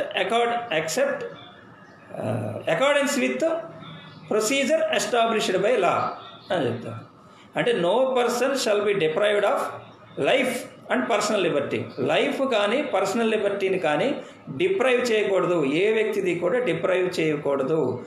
ఎలా అంటే దానికి రిలాక్సేషన్ ఏంటంటే except accordance with the procedure established by law. అంటే లా చేత ప్రిస్క్రైబ్ చేయబడిన ఏదైనా ఒక ప్రొసీజర్ ఉంటే ఆ ప్రొసీజర్లో మాత్రమే ఒక పర్సన్ యొక్క లైఫ్ని కానీ లిబర్టీని కానీ డిప్రైవ్ చేయడానికి హక్కు ఉన్నది అనేది సెక్షన్ ఆర్టికల్ 21 చెప్తుంది. ఈ ఆర్టికల్ 21 బ్యాక్గ్రౌండ్ కూడా మనం చూడాలి. యాక్చువల్గా ఈ ఆర్టికల్ 21ని జపాన్ కాన్స్టిట్యూషన్ నుంచి తీసుకురావడం జరుగుతుంది. కాన్స్టిట్యూషన్ అసెంబ్లీలో దీని గురించి ఒక చర్చ నడుస్తుంది. అప్పటికే అమెరికాలో సిమిలర్ ప్రొవిజన్ ఉన్నది. ఆ సిమిలర్ ప్రొవిజన్ ఏం చెప్తుందంటే ప్రాపర్టీ కూడా ఉంటుంది దాంట్లో. ప్రాపర్టీ, లైఫ్, పర్సనల్ లిబర్టీ వీటిని డిప్రైవ్ చేయకూడదు except following due process of లా. అంటే అమెరికన్ కాన్స్టిట్యూషన్లో డ్యూ ప్రాసెస్ ఆఫ్ లా అనే వర్డ్ ఉపయోగించడం జరుగుతుంది. అంటే డ్యూ ప్రాసెస్ లాలో తప్ప దాన్ని డిప్రైవ్ చేయకూడదని చెప్పడం జరుగుతుంది. అదే ఇక్కడికి వచ్చేసరికి జపాన్లో వచ్చేసరికి డ్యూ ప్రాసెస్ ఆఫ్ లా అనే ఫ్రేజ్ బదులు ప్రొసీజర్ ఎస్టాబ్లిష్డ్ బై లా అనే ఫ్రేజ్ ఉంటుంది. ఇక్కడ ఏం ఆ కాన్స్టిట్యూషన్ అసెంబ్లీలో డిస్కషన్ ఏంటంటే ప్రొసీజర్ ఎస్టాబ్లిష్డ్ బై లా అంటే లెజిస్లేటివ్కి ఎక్కువ ఇంపార్టెన్స్ ఉంటుంది, డ్యూ ప్రాసెస్ ఆఫ్ లా అంటే జ్యుడిషియరీకి ఎక్కువ ఇంపార్టెన్స్ ఉంటుంది. మనకి లెజిస్లేచర్కి ఎక్కువ ఇంపార్టెన్స్ కావాలి కాబట్టి ప్రొసీజర్ ఎస్టాబ్లిష్డ్ బై లా కావాలని డాక్టర్ అల్లాడి కృష్ణస్వామి అయ్యర్ గట్టిగా ఇన్సిస్ట్ చేస్తాడు. ఈ ప్రివైల్డ్ ఆల్సో. కాబట్టి మనం జపాన్ నుంచి ఆ ప్రొసీజర్ ఎస్టాబ్లిష్డ్ బై లా అనే వర్డ్ని తీసుకుని యాజ్ టీజ్గా ఇక్కడ మనం పెట్టుకోవడం జరుగుతుంది. ప్రాపర్టీని డిలీట్ చేసేస్తారు, only life and personal Liberty. So constitution assembly లేదా మన కాన్స్టిట్యూషన్ మేకర్స్ ఆ విధంగా జ్యుడిషియరీ ఇంపార్టెన్స్ని తగ్గించాలని వాళ్ళు భావిస్తారు. అంటే ఎక్కువగా ఇవ్వకూడదు అనేది వాళ్ళ ఉద్దేశం. అదేవిధంగా ఏకే గోపాలన్ కేసులో అదే జరుగుతుంది. ప్రొసీజర్ ఎస్టాబ్లిష్డ్ బై లా వాళ్ళు ఏం చెప్తారంటే, అంటే ఇప్పుడు మనం మాట్లాడుకుందాం ఏకే గోపాలన్ కేసు. ఒకటే ఆయన ఏం చెప్తాడు, 19 క్లాస్కి రైట్ టు ఫ్రీడమ్కి ఇది కాంట్రరీగా ఉంది కాబట్టి ఇది కుదరదు అని చెప్పి చెప్పడం జరిగింది. నెంబర్ 1. సెకండ్ ఆస్పెక్ట్ ఏంటి, ఇది లా అంటే ఏదైతే లా చెప్తున్నారో ప్రొసీజర్ ఎస్టాబ్లిష్డ్ బై లా అన్నారు. అంటే ప్రివెంటివ్ డిటెన్షన్ యాక్ట్ ప్రకారం మమ్మల్ని అరెస్ట్ చేసాము, డిటైన్ చేసాము అన్నారు. కానీ ఈ ప్రివెంటివ్ డిటెన్షన్ యాక్ట్ అనేది it is not a law as stated in article 21. Article 21లో ప్రొసీజర్ ఎస్టాబ్లిష్డ్ బై లా అన్నారు. అంటే అర్థం ఏంటి, law means the law which contains principles of natural justice. Principles of natural justice ఉన్న law ఉండాలి, అంతేగాని ఏ లా పెడితే ఆ లా కాదు అని చెప్పి ఆయన కంటెస్ట్ చేస్తాడు. అలాగే మూడో పాయింట్ ఏంటంటే వాళ్ళు చెప్పేది డ్యూ ప్రాసెస్, అంటే ప్రొసీజర్ ఎస్టాబ్లిష్డ్ బై లా అంటే దాని అర్థం కాదు due process of law. American కాన్స్టిట్యూషన్లో ఏదైతే ఉన్నదో డ్యూ ప్రాసెస్ ఆఫ్ లా దానిగా ట్రీట్ చేయాలి అని చెప్పి చేయడం జరుగుతుంది. యాక్చువల్గా మనకి 1950లో ప్రెసిడెంట్స్ ఏమి లేవు, అప్పటికి జడ్జిమెంట్లు ఏమీ లేవు, అప్పటికున్న జడ్జిమెంట్స్ చాలా తక్కువ. ఈ కేసు గోపాలన్ గారి కేసు ఆర్గ్యూ చేసింది నంబియార్ అని మెడ్రాసు హైకోర్టు అడ్వకేట్. ఆయన ఫారిన్లో international law constitution comparison constitution చదివి ఉంటారు, అందువల్ల ఆయన ఇతర దేశాల కాన్స్టిట్యూషన్స్ అన్నీ తీసుకొచ్చి చెప్పడం జరుగుతుంది. సో అప్పుడు జస్టిస్ ఫజల్ అలీ అనే జడ్జి గారు ఒక డిసెంట్ నోట్ చెప్తాడు, కానీ మెజారిటీ జడ్జెస్ ఏం చెప్తారంటే దానికి దీనికి సంబంధం లేదు, ఆర్టికల్ 19 వేరు, ఆర్టికల్ 20 వేరు, ఈ రెండు interrelations, fundamental rights are not interrelated, they are independent each other అని చెప్పి island theory of fundamental rights అనేది చెప్పడం జరుగుతుంది. Island theory of fundamental rights అంటే ఏ రైట్గా ఆ రైట్ సపరేట్గా ఉంటుంది తప్ప ఒకదానికొకటి ఇంటర్ రిలేషన్స్, ఒకదానికొకటి ఇంటర్లింక్ అవో. కాబట్టి 19 వేరు, 21 వేరు. 21 పర్సనల్ లిబర్టీకి సంబంధించింది, కాబట్టి ఇది ఈ యాక్ట్ వ్యాలిడే, ఫండమెంటల్ రైట్స్కి కాంట్రరీ లేదని చెప్పి. బట్ ఒక సెక్షన్ మాత్రం కొట్టేస్తారు. ఆ సెక్షన్ ఎందుకు కొట్టేస్తారంటే ఆయనకి ఇన్ఫర్మేషన్ ఇవ్వరు, ఎందుకు అరెస్ట్ చేయాల్సి, ఎందుకు డిటైన్ చేయాల్సి వచ్చిందనే గ్రౌండ్స్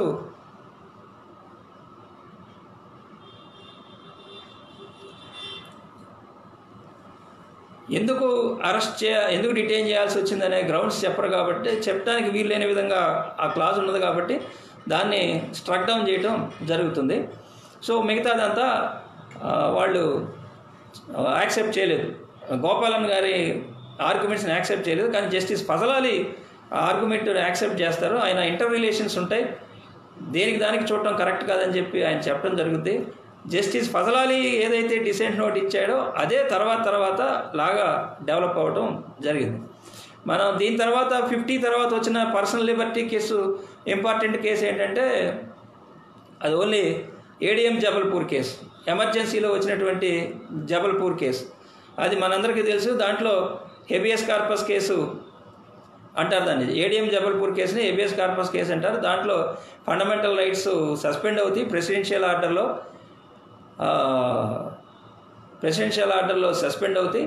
కాబట్టి ఎవరికి కూడా ఇక్కడికి వచ్చి రిట్లేసే ఛాలెంజ్ చేసే అధికారం లేదు. ఈవెన్ ఎమర్జెన్సీలో ఆర్టికల్ 21 కూడా రిమైన్ ఎగ్జిస్టెన్స్లో ఉండదు. కాబట్టి లోకస్ లేదని చెప్పి ఏడిఎం జబల్పూర్ కేసులో చెప్పడం జరుగుతుంది. అది 75.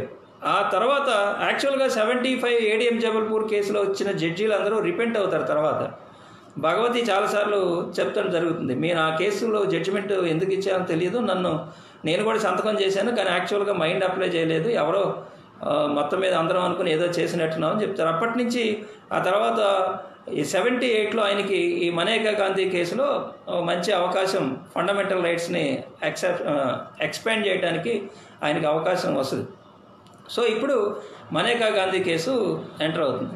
ఈ మనేకా గాంధీ కేసు మనకు తెలుసు, ఆవిడ పాస్పోర్ట్ని ఇంపౌండ్ చేస్తారు. మనేకా గాంధీ కేసు తెలియాలి అంటే దానికి ముందు ఒక చిన్న కేసు ఉంది, అది సత్వంత్ సింగ్ కేసు. సత్వంత్ సింగ్ అని ఆయన అప్పటికి ఫారిన్ వెళ్ళడానికి ట్రై చేస్తే ఆయన పాస్పోర్ట్ని ఇంపౌండ్ చేస్తారు.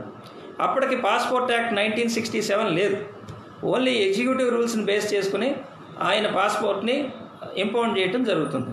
అప్పుడు ఆయన దాన్ని సుప్రీంకోర్టులో ఛాలెంజ్ చేస్తే right to travel abroad is also part of right to life. కాబట్టి మీరు ఎటువంటి లెజిస్లేటివ్ సపోర్టు లేకుండా just because of executive rules మీరు దాన్ని ఇంపౌండ్ చేయడం కరెక్ట్ కాదు, it is against fundamental right అని స్ట్రక్ డౌన్ వాళ్ళ పాయింట్ని కొట్టేసి ఆయనకి పాస్పోర్ట్ ఇప్పిస్తారు. సో అక్కడ దానివల్ల సెంట్రల్ గవర్నమెంట్ పాస్పోర్ట్ యాక్ట్ తయారు చేయాల్సి వచ్చింది. అందుకని 1967లో పాస్పోర్ట్ యాక్ట్ వాళ్ళు తయారు చేస్తారు. ఇప్పుడేంటి, మనేకా గాంధీ కేసులో ఆ పాస్పోర్ట్ యాక్ట్ ప్రకారమే పాస్పోర్ట్ని ఇంపౌండ్ చేశారు. సెక్షన్ 10(3)C దాని ప్రకారం మేము ఇంపౌండ్ చేసాము.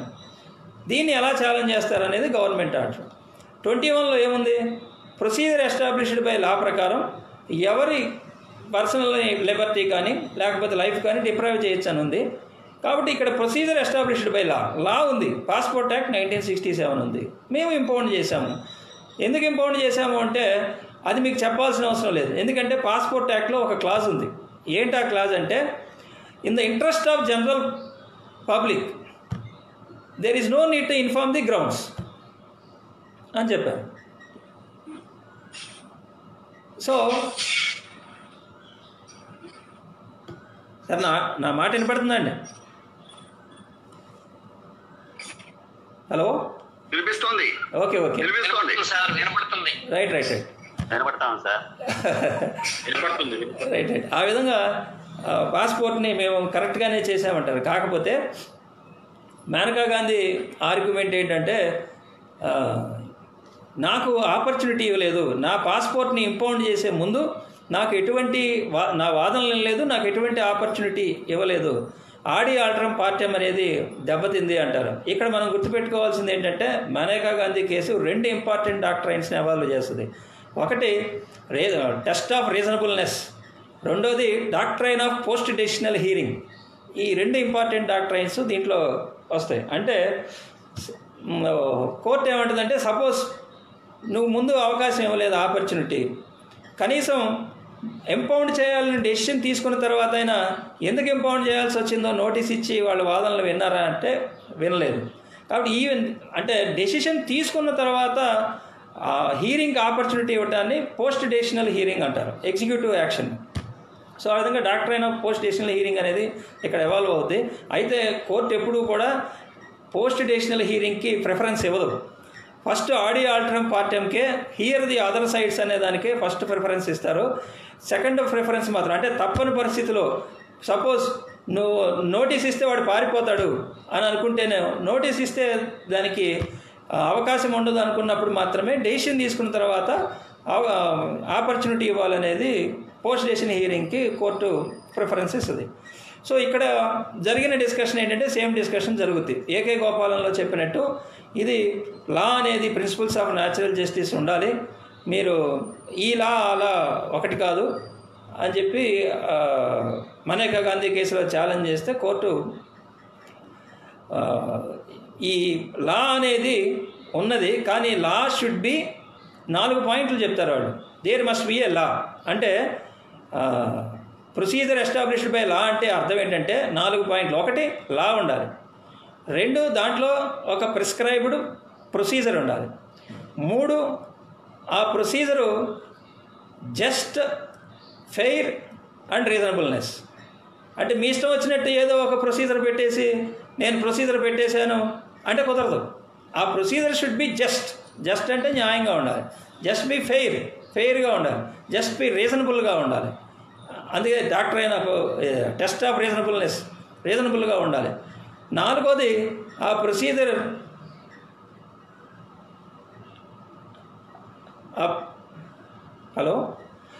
ఆ ప్రొసీజర్ ఆర్టికల్ 14, ఆర్టికల్ 19, ఆర్టికల్ 21 దీనికి స్టాండ్ అవ్వాలి.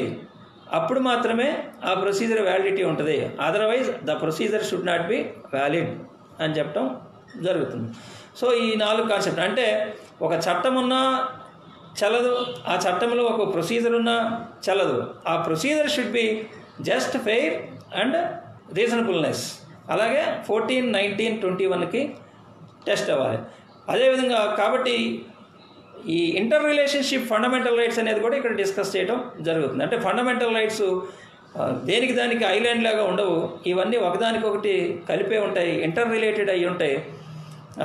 19లో రైట్ టు ఫ్రీడమ్స్ ఉంటాయి, 14లో ఆర్బిట్రరీనెస్కి కాంట్రరీగా ఉంటుంది 14 అనేది, 21 పర్సనల్ లిబర్టీని సేవ్ చేస్తుంది. కాబట్టి ఈ 3 ఆర్టికల్స్ని సేవ్ చేసినప్పుడే ఒక మనిషి యొక్క పర్సనల్ లిబర్టీని కానీ ఒక మనిషి యొక్క లైఫ్ని డిప్రైవ్ చేయడానికి నీకు అధికారం ఉంది తప్ప నువ్వు ఎలా పడితే అలా చట్టం ఉందనే పేరుతో డిప్రైవ్ చేయడానికి అధికారం లేదని చెప్పి ఈ సిద్ధాంతాన్ని తీసుకురావటం జరుగుతుంది. ఆ విధంగా పర్సనల్ లిబర్టీ అనే దాన్ని బాగా ఎక్స్పాండ్ చేయటం మేనకా గాంధీ కేసులో చెప్తారు. దీంట్లోనే ఇంకా అనేక విషయాలు చెప్తారు. ఏంటంటే ఒకటి, రైట్ టు లైఫ్ అంటే జస్ట్ లైక్ యానిమల్ ఎగ్జిస్టెన్స్ లాగా ఉంటే అది లైఫ్ కాదు. There should be a human dignity ఉండాలి. అలా ఫిజికల్ ఎగ్జిస్టెన్స్ ఉన్నంత మాత్రాన దాన్ని రైట్ టు లైఫ్ అని చెప్పలేము అని చెప్పి రైట్ టు లైఫ్ అనే దానికి ఒక కొత్త డైమెన్షను ఆర్టికల్ 21కి ఇవ్వటం జరుగుతుంది. యాక్చువల్గా ఆర్టికల్ 21 మనం చూస్తే నెగిటివ్ వర్డ్స్లో స్టార్ట్ అవుతుంది. అంటే డిప్రైవ్ ఏది చేయకూడదు, లైఫ్ ఎలా డిప్రైవ్ చేయకూడదు అని చెప్తారు. కానీ మన జ్యుడిషియరీ దాని ఇంటర్ప్రిటేషన్ మార్చడం వల్ల అసలు ఆర్టికల్ 21 ఒక పాజిటివ్ సైడ్కి వచ్చేస్తుంది. అసలు రైట్ టు లైఫ్ అంటే ఏంటి అనేది 21లో చెప్పారని చెప్పడం జరుగుతుంది. అంటే నెగిటివ్ సైడ్ నుంచి పాజిటివ్ సైడ్కి ఆర్టికల్ 21 ట్రాన్స్ఫార్మ్ అవుతుంది, జ్యుడిషియల్ వ్యూ ట్రాన్స్ఫార్మ్ అవుతుంది. అది మనేకా గాంధీ కేసులోనే అది దాన్ని ఎక్స్పాండ్ చేయడం జరుగుతుంది. జస్టిస్ భగవతి ఒక కీ రోల్ దీంట్లో ప్లే చేస్తాడు. సో ఆ విధంగా మనేకా గాంధీ కేసు అనేది చాలా ఇంపార్టెంట్గా ఈ ప్రొసీజర్ అనేదాన్ని ఫెయిర్గా ఉండాలనే కాన్సెప్ట్ని తీసుకురావడం జరుగుతుంది. అంటే యాక్చువల్గా ఏం జరిగింది, దీన్ని ఇంటర్ప్రిటేషన్ వల్ల ఏదైతే constitution assembly due process of law ఉండకూడదు, only procedure established by law అని ఉండాలని చెప్పారు, ఈ మనేకా గాంధీ జడ్జిమెంట్ వల్ల కంప్లీట్గా మారిపోయి డ్యూ ప్రాసెస్ ఆఫ్ లా అనేది పిక్చర్లోకి వస్తుంది. అంటే ఇందులో క్లియర్గా చెప్తారు, లా అంటే డ్యూ ప్రాసెస్ ఆఫ్ లా ప్రకారమే ఉండాలి, న్యాచురల్ జస్టిస్ ఉండాలి అని చెప్పడం కూడా జరుగుతుంది. తర్వాత కేసులో కృష్ణయ్యర్ కూడా దీన్ని అబ్జర్వ్ చేయటం జరుగుతుంది. డ్యూ ప్రాసెస్ ఆఫ్ లాని యాక్చువల్గా తీసుకొచ్చి మనేకా గాంధీ అమెరికన్ కాన్సెప్ట్ని తీసుకొచ్చి పెట్టేశారు. ఇప్పుడు ప్రొసీజర్ ఎస్టాబ్లిష్ బై లా కాదు, ఇది డ్యూ ప్రాసెస్ ఆఫ్ లానే అని చెప్పడం జరుగుతుంది. ఇప్పుడు మనం కూడా హైకోర్టులో కేసులు వేస్తే ఇప్పుడు డ్యూ ప్రాసెస్ ఆఫ్ లానే వస్తుంది. రిట్ ఆఫ్ మ్యాండ్ డిస్పోజిషన్ కానివ్వండి, లేకపోతే డిమాలిషన్స్ కానివ్వండి, మున్సిపాలిటీ వాళ్ళు చేసే డిమాలిషన్స్, వీటన్నిటికీ మ్యాక్సిమం చాలా కేసుల్లో డ్యూ ప్రాసెస్ ఆఫ్ లానే నార్మల్గా మనం ఈజీగా తెచ్చుకోవడం జరుగుతుంది. కాబట్టి ఇది మనేకా గాంధీ కేసు దీనికి ఫౌండేషన్. ఈ మనేకా గాంధీ కేసు వల్లనే తర్వాత ఆర్టికల్ 21 ఎక్స్పాండ్ అయ్యి ఆల్మోస్ట్ 21 నుంచి ఒక 30 ఆర్టికల్స్ ఫండమెంటల్ రైట్స్ ఎవాల్వ్ అవ్వడం జరుగుతుంది. అవి మనకి తెలుసు. రైట్ టు ఫుడ్ కానివ్వండి, రైట్ టు షెల్టర్ కానివ్వండి, మరి right to polluted free water, polluted free environment, తర్వాత ఫ్రీ ట్రయల్, ఇట్లా అనేకమైనవి, free from handcuffing, personal liberty, తర్వాత థర్డ్ డిగ్రీ, ఇలా సిఆర్పిసిలో ఉన్నటువంటి అనేక సెక్షన్స్కి, అనేక జడ్జిమెంట్స్కి ఈ మనేకా గాంధీ కేసే ఫౌండేషన్. మీరు చూస్తే ఒక అరౌండ్ 2000 కేసెస్లో మనేకా గాంధీని సైట్ చేయటం జరుగుద్ది. ఆల్మోస్ట్ ఆల్ ఇంపార్టెంట్ కేసెస్లో Maneka Gandhi, వాల్గా టెల్లీస్ case right to లైవ్హుడ్లో కానివ్వండి, లేకపోతే మినిమం వేజెస్ యాక్ట్ని ప్రొటెక్ట్ చేసేటప్పుడు కానివ్వండి, లేకపోతే ఈవెన్ ఫుడ్ సెక్యూరిటీ యాక్ట్, మనకి ఫుడ్ సెక్యూరిటీ యాక్ట్ 2005లో వచ్చింది. 2002లోనో 2003లోనో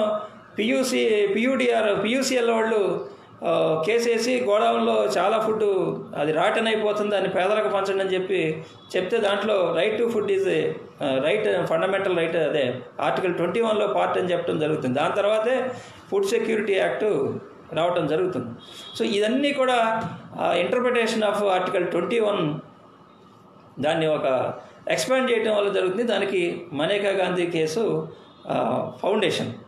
ఆ తర్వాత వచ్చినటువంటి ఈ మన సిఆర్పిసిలో DK Basu case guidelines, arrest guidelines కానివ్వండి, ఆ తర్వాత ఇప్పుడు మనకు తెలుసు బెయిలీజ్ రూలు, జైలీజ్ ఎక్సెప్షన్, వీటన్నిటికీ కారణం ఏంటంటే పర్సనల్ లిబర్టీ యొక్క ఇంపార్టెన్స్ని వాళ్ళు మ్యాక్సిమం దాన్ని చెప్తారు. కాబట్టి మనకు తెలిసి ఫండమెంటల్ రైట్స్ ఆర్ సాక్రోసాంక్ట్, కాన్స్టిట్యూషన్కి ఫండమెంటల్ రైట్స్ ఎంతో విలువైనవి మనకు రాజ్యాంగం చెప్తుంది. కాబట్టి ఈ పర్సనల్ లిబర్టీకి ఆ విధమైనటువంటి గౌరవం రావడం జరుగుతుంది. అందుకనే గురుబక్ష్ సింగ్ కేసులో ఈవెన్ యాంటిసిపేటరీ బెయిల్ ఎప్పుడు ఇవ్వచ్చు అంటే in the absence of FIR also, FIR file చేయక్కర్లేదు, యాంటిసిపేటరీ బెయిల్ ఎఫ్ఐఆర్ లేకపోయినా అప్రహెన్షన్ ఉంటే, if there is any reason to believe, అతను అరెస్ట్ చేస్తారనే భయానికి ఒక రీజన్ ఉంటే దాని మీద మనం యాంటిసిపేటరీ బెయిల్ తెచ్చుకోవచ్చు అని చెప్పడం జరిగింది.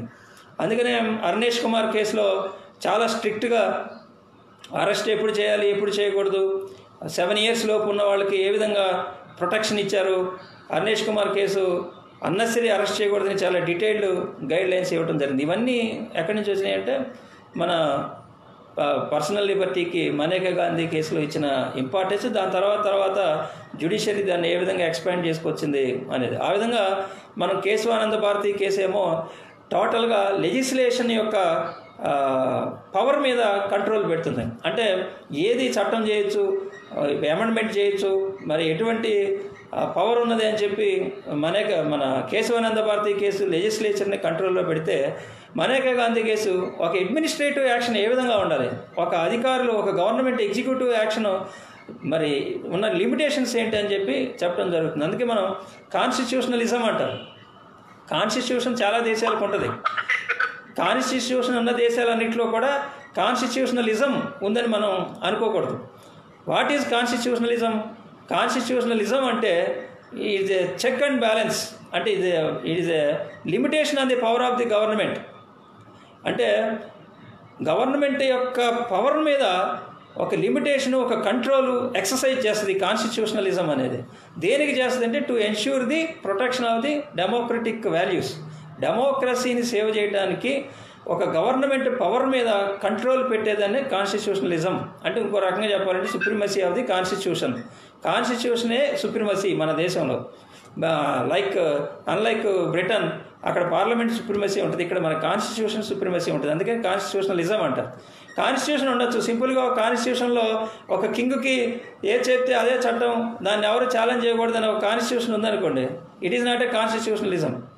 కాన్స్టిట్యూషనలిజం అంటే కాన్స్టిట్యూషన్ కంటిన్యూస్గా ప్రివేల్ అవ్వాలి, అప్పుడు మాత్రమే అది కాన్స్టిట్యూషనలిజం అవుతుంది. సో ఆ విధంగా ఈ కాన్స్టిట్యూషనలిజం ఉండాలి అంటే ఈ కేసు, మన కేశవానంద భారతి కేసు కానివ్వండి, లేకపోతే ఈ మనేకా గాంధీ కేసులు కానివ్వండి, ఇవి ఫౌండేషన్స్. సో ఇవి మనకి ల్యాండ్ మార్క్ జడ్జిమెంట్స్గా మనం చదువుకోవాల్సిన అవసరం ఉంది. వీటిని ఇంకొక ఇదే టైంలో ఇంటర్ రిలేషన్గా జరుగుతున్న సైడ్ ట్రాక్ ఏంటంటే, ఏది గొప్ప అంటే ఫండమెంటల్ రైట్స్ గొప్ప, డైరెక్టివ్ ప్రిన్సిపల్స్ గొప్ప అనేది చిన్న సైడ్ ట్రాక్ జరుగుతూ ఉంటుంది.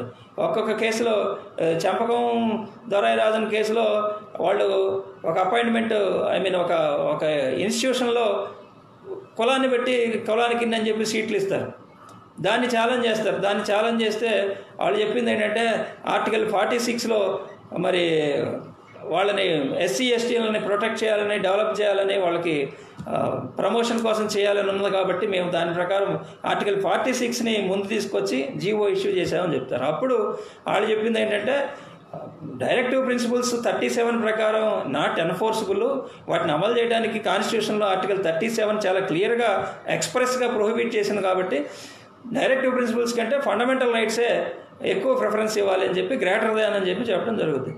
కానీ ఆ తర్వాత ఈవెన్ మినర్వా మిల్స్ కేసులో, ఇప్పుడు మనం చెప్పుకున్న జ్యుడిషియల్ రివ్యూ జరిగిన అన్ని కేసుల్లో కూడా ఫండమెంటల్ రైట్స్కి డైరెక్టివ్ ప్రిన్సిపల్స్కి ఎలాంటి రిలేషన్స్ ఉన్నాయి, అవి ఏ విధంగా రెండు అవసరం. ఒకటేమో డైరెక్టివ్ ప్రిన్సిపల్స్ అనేది గోల్ అయితే ఫండమెంటల్ రైట్స్ వే అని చెప్పి, అవి రెండు ఒక రథానికి ఉండే రెండు చక్రాలని చెప్పి దాన్ని అలా తీసుకురావటం జరిగింది మొత్తం మీద. కానీ ఇప్పుడు దాకా మనం 2009లో వచ్చినటువంటి ఈ ఐఆర్ కోయిలే జడ్జిమెంట్ కానీ, అంతకుముందు వచ్చినటువంటి ఈ మనేకా గాంధీ కేసు కానీ, డాక్ట్రైన్ ఆఫ్ బేసిక్ స్ట్రక్చర్, ఇవన్నీ మనం చూస్తే ప్రాక్టికల్గా అప్పుడు ఉన్నటువంటి జ్యుడిషియరీ డైరెక్టివ్ ప్రిన్సిపల్స్కే ఇంపార్టెన్స్ ఇచ్చారు. అంటే ఇవన్నీ 31A, 31B, 31C ఆర్టికల్స్ ఏంటి, పర్టికులర్గా వాళ్ళు ఏం చెప్పారు, డైరెక్టివ్ ప్రిన్సిపల్స్ని అమలు చేయడం కోసం ఏదైనా చట్టం చేస్తే ఆ చట్టాన్ని ఏ కోర్టులో కూడా ఛాలెంజ్ చేయకూడదని ఉంటుంది ఈ 3 ఆర్టికల్స్లో. అంటే డైరెక్టివ్ ప్రిన్సిపల్స్కి అంత ఇంపార్టెన్స్ గవర్నమెంట్ ఇచ్చింది. ఇప్పటికీ కూడా మన రాజ్యాంగంలో 31A, 31B, 31C ఉన్నాయి. వాటి అంటే తర్వాత కొన్ని చేసిన అమెండ్మెంట్స్ని ఈ మినర్వా మిల్స్ కేసులో వాటిలో కొట్టేశారు తప్ప, అంటే జ్యుడిషియల్ రివ్యూని ఎక్స్క్లూడ్ చేసే విధంగా ఉంటే దాన్ని కొట్టేశారు తప్ప, బేసిక్గా 31A, 31B, 31Cలో ఉన్నాయి. అట్లాగే అంటే ఈ 3 ఆర్టికల్స్ కూడా డైరెక్టివ్ ప్రిన్సిపల్స్కి ఇంపార్టెన్స్ ఇస్తూ, అవి కనుక అమలు చేయడానికి ఏదైనా ఒక చట్టం తీసుకొస్తే ఆ చట్టాన్ని ఛాలెంజ్ చేయడానికి వీలు లేదని చెప్పింది. అందుకనే ఈ 9th షెడ్యూల్ మీద ఇంత డిస్కషన్ జరగటం జరిగింది ఇప్పటికీ కూడా. అయితే ఇప్పుడున్నటువంటి జ్యుడిషియరీ చూస్తే ఆ విధంగా లేదు. అప్పుడు మరి అన్ని చట్టాలని వాళ్ళు వ్యాలిడ్ చేశారు, టెక్నికల్గా లోపం ఉన్నప్పటికీ కూడా రకరకాల పేరుతో అప్పటి వరకు చేసినటువంటి అన్ని డైరెక్టివ్ ప్రిన్సిపల్స్ ఇంప్లిమెంటేషన్ కోసం చేసిన రిఫార్మ్స్ని వ్యాలిడ్ చేశారు. కానీ ఇప్పుడు చూస్తే మొన్న మధ్య ఒక విశాఖపట్నం చెందిన వాళ్ళు సుప్రీంకోర్టులో మద్యపానం పూర్తిగా నిషేధించాలని చెప్పి ఒక రిట్ పిటిషన్ వేస్తే ₹1,00,000 జరిమానా వేశాడు నారీమన్ గారు. అదేమంటే directive principles are not enforceable, నువ్వు ఎట్లా వేస్తావు? ఆయన ఆర్గ్యుమెంట్ చేస్తాను, నోరు తెరిస్తే ఇంకొక 10,000 పెరుగుద్ది అన్నాడు, ప్రతి మాటకి 10,000 పెరుగుద్ది అన్నాడు. అంటే అది the view of the judiciary అని చేయగలిగేది ఏం లేదు. అప్పుడు ఆ రోజుల్లో ఇది because of it is a part of social philosophy of the constitution, మనం అన్ని సోషల్ రిఫార్మ్స్ని చట్టాలని సేవ్ చేసినటువంటి జ్యుడిషియరీ ఈరోజు వచ్చేసరికి డైరెక్టివ్ ప్రిన్సిపల్స్కి మరి ఇప్పుడు వచ్చినటువంటి 100% రిజర్వేషన్స్ విషయం కానీ, లేకపోతే అసలు రిజర్వేషన్స్ విషయాలు కానీ, లేకపోతే మైగ్రెంట్ వర్కర్స్ అనేక విషయాల్లో డైరెక్టివ్ ప్రిన్సిపల్స్కి ప్రయారిటీ ఇవ్వటం లేదు. అవి టెక్నికల్గా అవి ఎన్ఫోర్సబుల్ కాదనే పాయింట్లోనే ఉన్నారు తప్ప గతంలో ఇచ్చినటువంటి ఇంపార్టెన్స్ ఈరోజు డైరెక్టివ్ ప్రిన్సిపల్స్కి టెక్నికల్గా అడ్డం పెట్టి చెప్తున్నారు. సో ఆ విధంగా ఇప్పటికి వచ్చేసరికి జరిగినటువంటి డెవలప్మెంట్ ఇది ఫ్రెండ్స్ బేసిక్ ఇష్యూలు. అంటే ల్యాండ్ మార్క్ జడ్జిమెంట్స్గా మనం చెప్పుకోవాలి అంటే ఇవి బేసిక్గా. ఇంకేమైనా ఉంటే మాట్లాడు శ్రీనివాస్ గారు.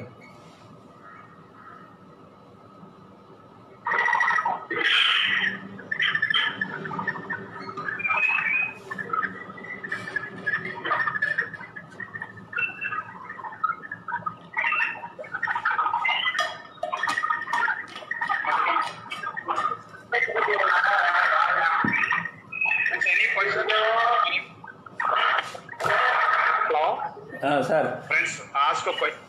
Any doubts for clarification? No doubt, sir. Only who are having doubts, they can take them. Hello?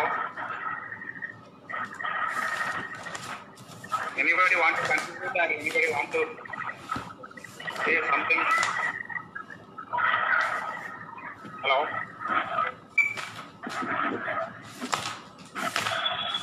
Hello yeah hello చెప్పండి. సురేష్ గారు నమస్తే. పద్మనాభం నా పేరు. నమస్తే నమస్తే పద్మనాభం గారు చెప్పండి.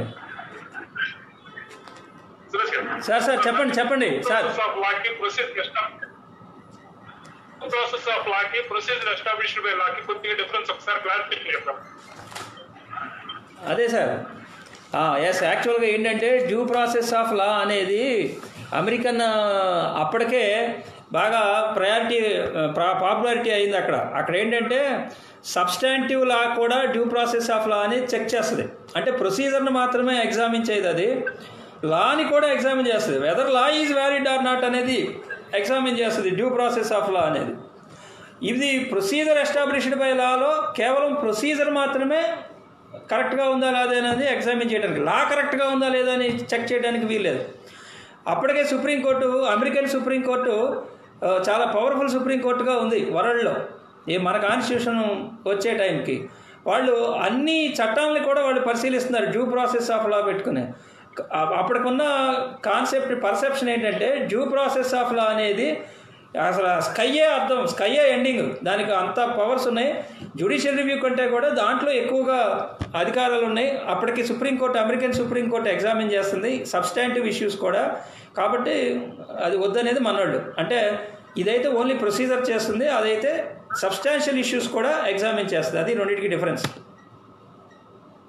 So we can understand that in one limb is and another limb is judicial.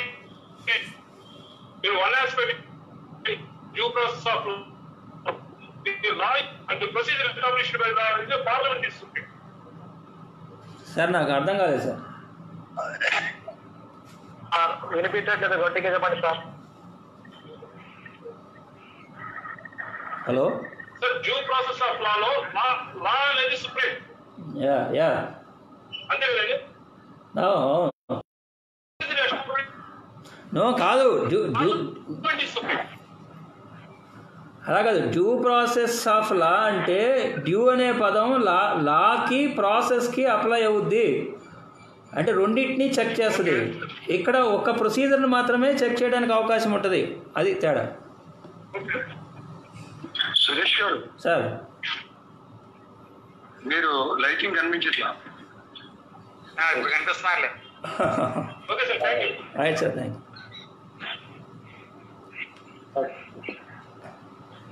కట్టా సత్యనారాయణ గారు ఏం క్వశ్చన్ లేవా? అది నేను అడగాలనుకున్న విషయం కూడా ఆ మిత్రులు అడిగారు, అది క్లారిటీ అడిగింది. అడిగారా? ఆయన సురేష్ గారు అలాగే అంటున్నాడు.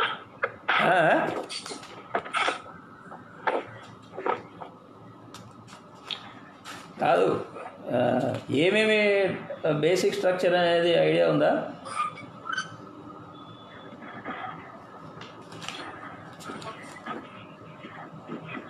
విశ్వనాథ భారతి కేసులో ఉన్నటువంటి మెయిన్ కాన్సెప్ట్ ఏంటి sir? Vishwananda Bharati main concept main principles to lay down principles basic concept లో ఉన్నటువంటి బేసిక్ ఆఫ్ ద కాన్సెప్ట్. అదేనండి, అంటే ఒక్కొక్క జడ్జి గారు ఒక్కొక్కటి చెప్పుకొచ్చారండి. మొత్తం అందరికీ కలిపితే ఒక 20 వస్తాయి. ఒక 20 విషయాలని వాళ్ళు బేసిక్ స్ట్రక్చర్లో చెప్పుకోవచ్చు అని చెప్పారు. ప్రియాంబుల్లో ఉన్నటువంటి ఒక 3-4 విషయాలు, అట్లాగే separation of powers, unity and integrity, తర్వాత democracy, supremacy of the constitution, ఇట్లా చెప్పుకొచ్చారు సార్. అలా ఒకటి చెప్పారు. మళ్ళీ ఫైనల్గా ఏం చెప్పారంటే ఏ కేసుకి ఆ కేసు చెప్తామని చెప్పారు.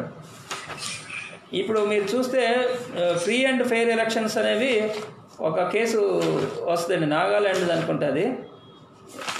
ఆ కేసులో చెప్తారు ఫ్రీ అండ్ ఫెయిర్ ఎలక్షన్స్ అనేది. ఇందాక చెప్పాను నేను, బొమ్మాయి కేసులో కొన్ని చెప్తారు. ఎల్ చంద్రకుమార్ కేసులో కూడా ఈ ట్రిబ్యునల్స్ గురించి ఎగ్జామిన్ చేసిన కేసులో కూడా చెప్తారు. ఏది జ్యుడిషియల్ రివ్యూ అనేది బేసిక్ స్ట్రక్చర్ అనేది చెప్తారు. అలాగే ఇండిపెండెన్స్ ఆఫ్ జ్యుడిషియరీ, అది కూడా ఒక బేసిక్ స్ట్రక్చర్. అందుకనే కదా ఎన్జాక్ యాక్ట్ని స్ట్రక్ డౌన్ చేయడం జరుగుద్ది. ఎస్పీ గుప్తా కేసులో, ట్రాన్స్ఫర్ ఆఫ్ జడ్జెస్ కేసులో ఇదే అప్లై చేస్తారు. అట్లా చాలా కేసుల్లో దీన్ని అప్లై చేయడం జరిగింది. పివి నరసింహరావు కేసు, సాంబమూర్తి కేసు, ఇట్లా ఒక్కొక్క దాంట్లో ఒక్కొక్కటి.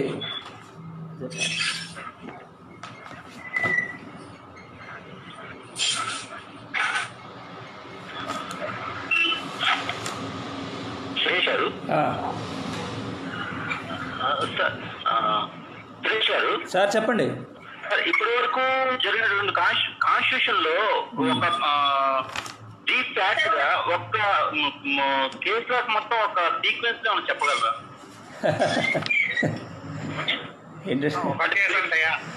బాబు ఒక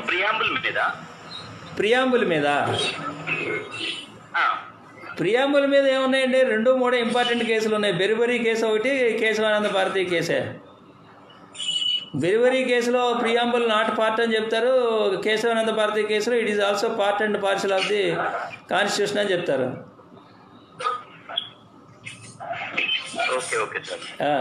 ప్రియాంబుల్ మీద తక్కువే ఉన్నాయి. అంటే ఈ మధ్య వచ్చిన ఈ SC/ST యాక్ట్ రివ్యూ, మహాజన్ కేసులో రివ్యూలో మాత్రం ఫ్రెటర్నిటీ అనే దాని గురించి డీటెయిల్డ్గా డిస్కస్ చేస్తారు. అంతకుముందు ప్రియాంబుల్లో ఉన్న ఎకనామిక్ జస్టిస్, సోషల్ జస్టిస్, అందులో ఉన్న అన్ని పదాల గురించి డిస్కషన్ జరుగుతుంది, కానీ ఫ్రెటర్నిటీ అనే పదం గురించి డిస్కషన్ జరగలేదు. SC/ST యాక్ట్లో వచ్చినటువంటి మహాజన్ రివ్యూ కేసులో ఆయన గుప్తా ఆయన పేరు ఉంది, ఆయన రివ్యూ ఫ్రెటర్నిటీ గురించి డీటెయిల్డ్గా రాస్తూ దాన్ని రివ్యూని అలౌ చేస్తారు. అదే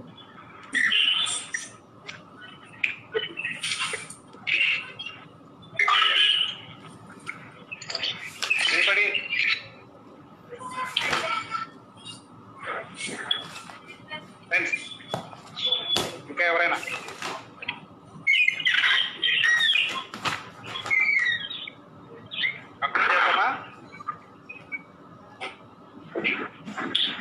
సురేష్ గారు సార్ చెప్పండి.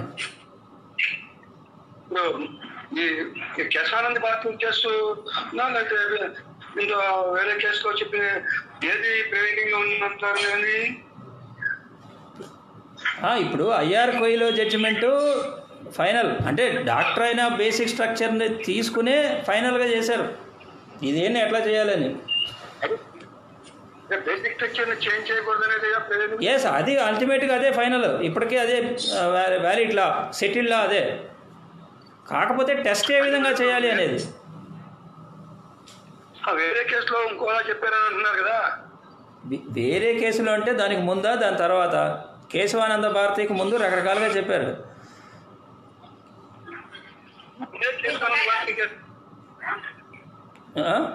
ఆ తర్వాత కేశవానంద భారతి బేసిక్ స్ట్రక్చర్ చెప్పిన తర్వాత అది తప్పు అని చెప్పిన వాళ్ళు ఎవరు లేరు, ఏ జడ్జిమెంట్లోనే చెప్పలేదు. అదే కేశవానంద భారతి ఆర్టిస్టిక్ అంతే ఆర్టిస్టిక్. దాని తర్వాత సెంట్రల్ గవర్నమెంట్ ఎగ్జిక్యూటివ్ ట్రై చేసింది దాన్ని నలిఫై చేయడానికి, అమెండ్మెంట్స్ తీసుకొచ్చి కొత్త సెక్షన్స్ తీసుకొచ్చి వాటన్నిటిని తర్వాత అట్లో కొట్టేశారు నేను చెప్పినట్టు. మనేకా గాంధీ కేసులో దాని ఎక్స్పాన్షన్ వచ్చి రైట్ టు ఎడ్యుకేషన్ గురించి ఒక మాట చెప్పాలి. Right to education article 21A వచ్చింది మన రాజ్యాంగంలో. ఆర్టికల్ 21A రావడానికి కారణం ఏంటంటే ఉన్నికృష్ణన్ కేసు, మీకు తెలుసు ఉన్నికృష్ణన్ కేసు. ఉన్నికృష్ణన్ కేసు అంటే మన రైట్ టు ఎడ్యుకేషన్ ఎవాల్వ్ చేశారు. అది తెలుసుకోవాలంటే దాని ముందు మోహిని జైన్ కేసు అని ఒక కేసు ఉంది. క్యాపిటేషన్ ఫీజు అంటారు. 1992లో క్యాపిటేషన్లు పెట్టారు. ఇంజనీరింగ్ కాలేజీలు, మెడికల్ కాలేజీలు ఇవన్నీ క్యాపిటేషన్ ఫీజులు వస్తే దాన్ని ఛాలెంజ్ చేస్తారు. అప్పుడు మోహిని జైన్ కేసులో చెప్పింది ఏంటంటే క్యాపిటేషన్ ఫీజు అనేది రైట్ టు లైఫ్కి విరుద్ధంగా ఉంటుంది, ఎందుకంటే రైట్ టు ఎడ్యుకేషన్ అనేది part of right to life. కాబట్టి క్యాపిటేషన్ ఫీజు ఎవరు వసూలు చేయడానికి వీల్లేదు. గవర్నమెంట్ ఎంత అయితే డబ్బులు వసూలు చేస్తుందో ప్రైవేట్ ఎడ్యుకేషన్ ఇన్స్టిట్యూషన్స్ కూడా అంతే వసూలు చేయాలని చెప్తారు. దాన్ని 93లో ఈ ఉన్నికృష్ణన్ కేసు ఛాలెంజ్ చేస్తారు. ఉన్నికృష్ణన్ ఛాలెంజ్ చేస్తే వాళ్ళు ఏం చెప్తారంటే మోహిని జైన్ చెప్పిన దాన్ని యాక్సెప్ట్ చేస్తూ పార్ట్లీ మాడిఫై చేసి ఫ్రీ ఎడ్యుకేషన్ కావాలి, కానీ అది అందరికీ కాదు, అన్ని లెవెల్స్కి కాదు, 6 years నుంచి 14 years వరకు కంపల్సరీ ఫ్రీ ఎడ్యుకేషను, మిగతాది స్టేట్ గవర్నమెంట్ ఓపిక, స్టేట్ గవర్నమెంట్ దగ్గర డబ్బులుంటే స్టేట్ గవర్నమెంట్ కాలేజీలు ఇన్స్టిట్యూషన్స్ పెట్టి డైరెక్టివ్ ప్రిన్సిపల్స్లో ఉన్నటువంటి దాన్ని నెరవేర్చవచ్చు. 14 వరకు కంపల్సరీ, ఆ తర్వాత మాత్రం ప్రైవేట్ కాలేజీలు పెట్టుకోవచ్చు అని చెప్పి చెప్పడం జరుగుతుంది. అది ఉన్నికృష్ణ కేసు. దానిలో పాటుగానే 21Aని యాడ్ చేయడం జరుగుతుంది.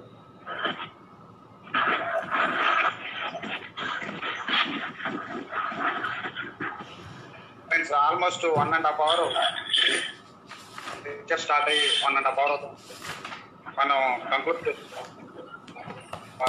ఇప్పటి వరకు various type of judgement supreme court and high court render చేసినటువంటి జడ్జిమెంట్స్ని మన కూలంకషంగా కాన్స్టిట్యూషనల్ ఆస్పెక్ట్లో, ఫండమెంటల్ ఆస్పెక్ట్స్లో, అదేవిధంగా బేసిక్ స్ట్రక్చర్ వీటితో పాటు పర్టికులర్గా fundamental rights touching upon the individual freedoms వాటి మీద చక్కగా మనకి ఉపయోగించినటువంటి సురేష్ కుమార్ గారికి ధన్యవాదాలు తెలియజేస్తూ మన రేపటి సెషన్లో సిపిసి గురించి వరంగల్ శాస్త్రి గారు మనకి గుప్తా గారు మనకి ఫైలింగ్ ఆఫ్ ద సూట్స్, జ్యూరిడిక్షను, అదేవిధంగా మనకి ఈ ప్లీడింగ్స్లో, సివిల్ ప్లీడింగ్స్లో మనం తీసుకోవాల్సిన ప్రికాషన్స్, మెజర్స్ వాటన్నిటి మీద కూలంకషంగా ఇస్తారు. మోస్ట్ ఎక్స్పీరియన్స్డ్ సివిల్ సైడ్లో. రేపు మీ ఫ్రెండ్స్ అందరికి కూడా మనకి గ్రూపుల్లో ఉన్నటువంటి వాళ్ళందరూ కూడా ఎక్కువ మంది మనకి, ఎందుకంటే ఇంతమంది సీనియర్స్ని ఎంతో వాళ్ళ వ్యాస్ట్ ఎక్స్పీరియన్స్ని మనం యూటిలైజ్ చేసుకుంటున్నాం కాబట్టి అందరూ కూడా మీ జిల్లాల్లో ఈ ఉన్నటువంటి అడ్వకేట్ ఈ కమ్యూనికేట్ చేసేసి ఎక్కువ మంది పార్టిసిపెంట్స్ వచ్చే విధంగా ఫేస్బుక్ అదేవిధంగా ఈ కోర్టు మీడియా అన్ని వచ్చే విధంగా చూడాలి. అదేవిధంగా వెల్లుండి నుంచి వరుసగా పొద్దుపాటు షెడ్యూల్ నుంచి అప్డేట్ వరకు ప్రొఫెసర్ మారభూష్ శ్రీధర్ గారు, శ్రీ హరిహరనాథ్ శర్మ గారు principal and session judge Guntur, అదేవిధంగా వేరియస్ యాంగిల్స్లో ఆర్టిఫికేషన్ ఆస్పెక్ట్స్ గురించి, ఎవిడెన్స్ ఆస్పెక్ట్ గురించి మనకి తిరుపతిలో ఉంటారు. కాబట్టి షెడ్యూల్ని అన్ని గ్రూప్స్లో ప్లే చేస్తుంది. కాబట్టి దీన్ని గమనించి ఈ వెబినార్ ఏదైతే ఆన్లైన్లో జరుగుతుందో ఈ ఈ ఈ అన్ని క్లాసెస్ని జయప్రదంగా నిర్వహించుకున్నందుకోసం మీ అందరూ కూడా పూర్తి సహాయ సహకారాలు ఆశిస్తుందో ఆల్ ఇండియా లాయర్స్ యూనియన్ ఐవిలు ఏపీ మరియు తెలంగాణ పార్టీల తరఫున